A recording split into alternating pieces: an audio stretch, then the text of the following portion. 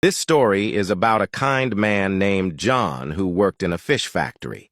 John was known for his warm personality and good manners.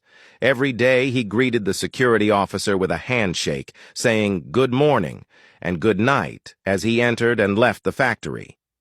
One day John had to enter the factory's freezer to get some fish. While he was inside, the door accidentally closed and locked behind him.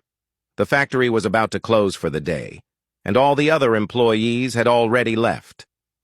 John found himself trapped inside the freezing cold room. He knocked on the door and called out loudly, but no one heard him. Hours passed, and the cold began to take its toll.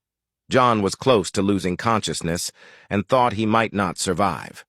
3 hours later, the security officer, who was making his final rounds, noticed something unusual. He realized that he hadn't heard John's usual good night that evening. Concerned, he began to search the factory for him. The security officer checked every room until he finally found John inside the freezer. He quickly unlocked the door and saved John from a dire situation. After making sure John was okay, the factory management asked the security officer how he knew to look for John in the freezer. The security officer replied, "I've been working in this factory for 10 years, and every day hundreds of employees come and go. But Mr. John is the only one who shakes my hand every morning and says, 'Good morning' and 'Good night' before he leaves. Today I didn't hear his good night, and I felt something was wrong.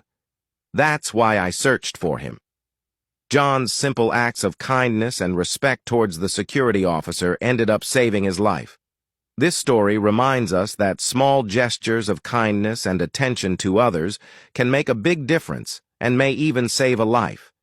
If you find value in this story, please like, share, comment below, and follow for more meaningful tales.